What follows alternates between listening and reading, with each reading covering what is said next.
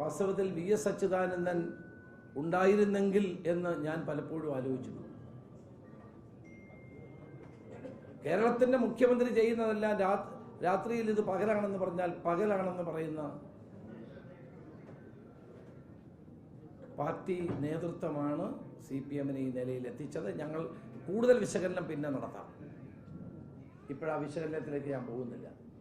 ഞാൻ പറഞ്ഞു വന്നത് കമ്മ്യൂണിസ്റ്റ് മാർക്സിസ്റ്റ് പാർട്ടിയുടെ ജീർണതയ്ക്കെതിരായി ശബ്ദമുയർത്താൻ ആരും ഉണ്ടായില്ല. പണ്ടൊക്കെ CPI-ക്കാർ ശബ്ദം കാനൻ രാജേന്ദ്രനും വെളിയം ഭാർഗവനും ഉള്ളപ്പോൾ CPI പറയും. ഇപ്പം അതുമില്ല. അപ്പോൾ ഇടതുപക്ഷ ജനാധിപത്യ മുന്നണിക്കു കാലാകാലങ്ങളായി വോട്ട് ചെയ്തിരുന്ന നല്ലൊരു ജനവിഭാഗം ഇത്തവണ UDF-ന് വോട്ട് ചെയ്തു. അവരോടും ഞാൻ നന്ദി പറയുന്നു. ഇത് ഭരണവിരുദ്ധ വികാരം കൊണ്ട് മാത്രമുണ്ടായ ഒരു വിജയമാണെന്ന് ഞാൻ കാണുന്നില്ല.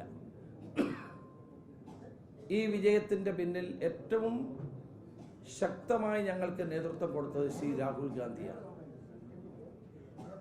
ഈ നമ്മുടെ ഞങ്ങളെ നേതാക്കന്മാരെ മുഴുവൻ ഡൽഹിയിൽ വിളിച്ചു വരുത്തി ജയിക്കേണ്ടതിൻ്റെ ആവശ്യകത ചർച്ച ചെയ്ത് ഒരു ടീമായി, ഒരു ടീം UDF-ആയി പ്രവർത്തിക്കാനും പാർട്ടി ഒറ്റക്കെട്ടായി പ്രവർത്തിക്കാനും ഒക്കെ നേതൃത്വം ഞങ്ങൾക്ക് നൽകിയ ശ്രീ രാഹുൽ ഗാന്ധിയും കോൺഗ്രസ് അധ്യക്ഷൻ മല്ലികാർജ്ജുന ഖാർഗെജിയുമാണ്. ശ്രീമതി പ്രിയങ്ക ഗാന്ധിയുടെ സാന്നിധ്യവും ഉണ്ടായിരുന്നു. ശ്രീമതി സോണിയാഗാന്ധിയുടെ അനുഗ്രഹവും ഉണ്ടായിരുന്നു. രാഹുൽ ഗാന്ധി പ്രഖ്യാപിച്ച 5 ഗ്യാരണ്ടികൾ ഈ തെരഞ്ഞെടുപ്പിൽ വലിയ തോതിലുള്ള സ്വാധീനം ചെലുത്തിയിട്ടുണ്ട്. ഈ 5 ഗ്യാരണ്ടികളും സമയബന്ധിതമായി ഞങ്ങൾ പൂർത്തീകരിക്കും. രാഹുൽ ഗാന്ധിയും പ്രിയങ്ക ഗാന്ധിയും കേരളം മുഴുവൻ നടത്തിയ പ്രചരണ സമിതിയുടെ ചെയർമാൻ എന്ന നിലയിൽ ഞാൻ പറയുന്നു, വലിയ പ്രയോജനമുണ്ടായി. AICC-യുടെ ജനറൽ സെക്രട്ടറി ദീപാദാസ് മുൻഷി, AICC-യുടെ general secretary Shri KC Venugopal, ഞങ്ങളുടെ ഒബ്സർവർമാരായി പ്രവർത്തിച്ച സച്ചിൻ പൈലറ്റ് അടക്കം, KJ ജോർജ് അടക്കം, കനയ്യകുമാർ അടക്കമുള്ള ആളുകളും വലിയ തോതിൽ സഹായകരമായി പ്രവർത്തിച്ചു.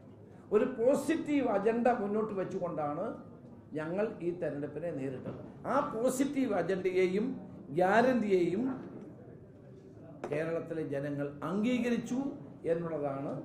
അല്ലാണ്ട് കേവലം പിണറായി വിജയൻ സർക്കാരിൻ്റെ ദുഷ്ചെയ്തികൾക്കെതിരായിട്ടുള്ള വിധിയെഴുത്ത് മാത്രമല്ല, ഞങ്ങൾ മുന്നോട്ട് വെച്ച പോസിറ്റീവ് അജണ്ടയുടെ അംഗീകാരം കൂടിയാണ്. ഞാൻ ദീർഘമായ ഒരു പത്രസമ്മേളനം ആഗ്രഹിക്കുന്നില്ല, കാരണം ഇപ്പം അതിൻ്റെ സമയമല്ല. കൂടുതൽ ചുമതലാബോധത്തോടെയും ഉത്തരവാദിത്ത ബോധത്തോടെയും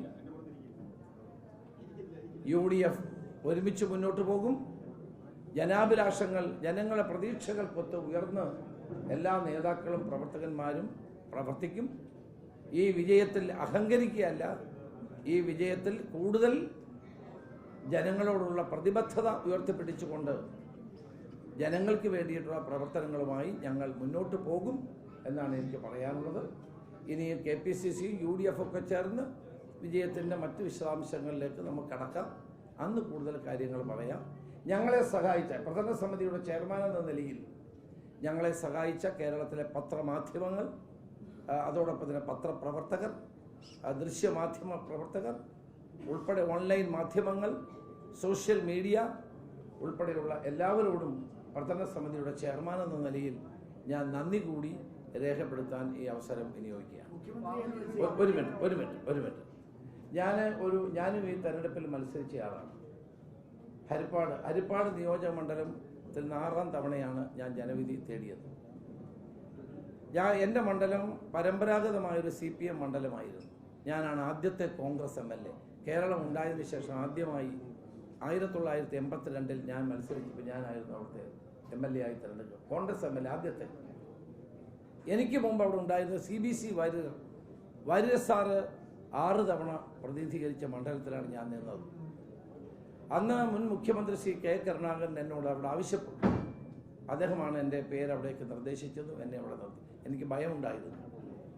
26ാമത്തെ വയസ്സിൽ എന്നെ അവിടെ നിർത്തി വിജയിപ്പിച്ച ജനങ്ങൾ ഓരോ തെരഞ്ഞെടുപ്പിലും എൻ്റെ ഭൂരിപക്ഷം കൂട്ടുകയാണ് ചെയ്തത്. 4000 വോട്ട്, 5000 വോട്ട്, പിന്നീട് 10,000 വോട്ട്, 13,000 വോട്ട്, 18,000 വോട്ട്, ഇപ്പോഴെനിക്ക് 23,377 വോട്ട് തന്ന് വിജയിപ്പിച്ച ഹരിപ്പാട് മണ്ഡലത്തിലെ ജനങ്ങളോട് ഞാൻ നന്ദി രേഖപ്പെടുത്തുന്നു.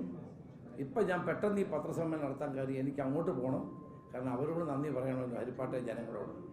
അവരോടുള്ള എൻ്റെ വികാരപരമായ ബന്ധം ഒരു കുടുംബ ബന്ധമാണ് എനിക്ക് എൻ്റെ മണ്ഡലത്തിലെ ജനങ്ങളോടുള്ളത്. അതിനകത്ത് എനിക്ക് രാഷ്ട്രീയമൊന്നുമില്ല. ഹരിപ്പാട്ടെ ജനങ്ങളുമായി എല്ലാവരും എനിക്ക് വോട്ട് ചെയ്യുന്ന ആളുകളാണ്. അല്ലെങ്കിൽ ഹരിപ്പാട് മണ്ഡലത്തിൽ ഞാൻ 10 വർഷമായി ആലപ്പുഴ ജില്ലയിൽ ഞാൻ മാത്രമാണ് UDF MLA. ഇത്തവണ അത് മാറ്റി, അത് ചേർത്തലയും ചെങ്ങന്നൂരായോ ആയിക്കൊണ്ടിരിക്കുക മാത്രമാണ് ഇപ്പം മാവേലിക്കര ഉണ്ടത്. ബാക്കി എല്ലാ മണ്ഡലങ്ങളും UDF വിജയിക്കുകയുണ്ടായി. അപ്പം ഞാൻ ഒറ്റയ്ക്ക് പോരാടണമെങ്കിൽ ഇപ്പം നമ്മളോടൊപ്പം വേറെ MLA-മാരുടെ UDF ഉണ്ട്. അവർ അതിനുവേണ്ടി ആലപ്പുഴ ജില്ലയിലെ ജനങ്ങളോടും പ്രത്യേകം ഞാൻ നന്ദി രേഖപ്പെടുത്തുകയാണ്.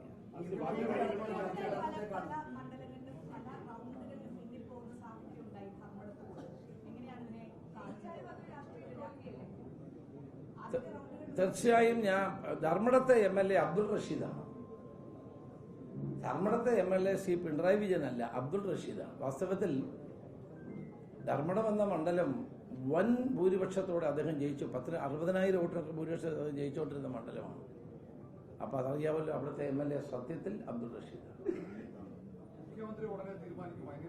അത്തരം കാര്യങ്ങളൊക്കെ കോൺഗ്രസ് ഹൈക്കമാൻഡ് തീരുമാനിക്കേണ്ട കാര്യം. അത് ഞാൻ പറയാൻ അശക്തനാണ്.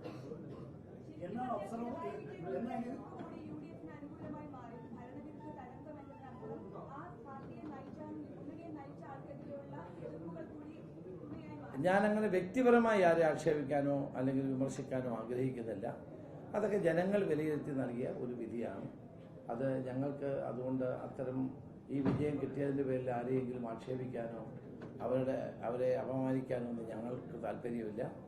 ഞങ്ങൾ ഈ ജനവിധിയെ വളരെ ആദരവോടുകൂടി ജനങ്ങൾ നൽകിയ ജനവിധി കൊണ്ട് മികച്ച ഭരണം UDF ജനങ്ങൾക്ക് വേണ്ടി കാഴ്ചവെക്കുക എന്നുള്ളതാണ് ഉത്തരവാദിത്വം.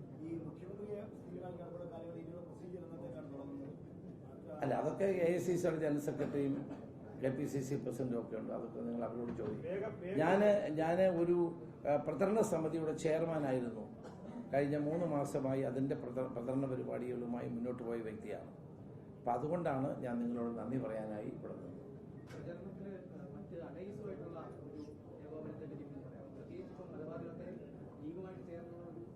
അല്ല, ഐക്യജനാധിപത്യ മുന്നണി വളരെ സമർത്ഥമായ നിലയിൽ പ്രചരണം മുന്നോട്ട് കൊണ്ടുപോകാൻ കഴിഞ്ഞു. ചെയർമാൻ എന്ന നിലയിൽ അതിനെല്ലാവരെയും കൂട്ടി യോജിപ്പിച്ചുകൊണ്ട്, ഘടകകക്ഷികളെ മുഴുവൻ കൂട്ടി യോജിപ്പിച്ചുകൊണ്ട്, അവരുടെ എല്ലാ സാന്നിധ്യം ഉറപ്പുവരുത്തിക്കൊണ്ട്, അവരുടെ എല്ലാം പരിപാടികൾ കോർഡിനേറ്റ് ചെയ്ത് ഉള്ള ഒരു സംഘടിതമായ കൂട്ടായ പ്രവർത്തനമാണ്. ഈ വിജയം ഒരു കൂട്ടായ നേതൃത്വത്തിൻ്റെ വിജയമാണ്. കേരളത്തിൽ ഒരു കൂട്ടായ വിജയത്തിൻ്റെ നേതൃത്വമാണ്. അതാണ് ശ്രീ രാഹുൽ ഗാന്ധി ഞങ്ങളോട് പറഞ്ഞത്. അദ്ദേഹവും കോൺഗ്രസ് പ്രസിഡന്റ് ഖാർഗെജി ഞങ്ങളെ വിളിച്ച് പറഞ്ഞ ആ ഉപദേശം ഉൾക്കൊണ്ടുകൊണ്ട് കേരളത്തിൽ ഈ വിജയം കേരളത്തിലെ കോൺഗ്രസിന്റെയും UDFന്റെയും കൂട്ടായ നേതൃത്വത്തിലുണ്ടായ വിജയമായിട്ട് ഞാൻ കാണും.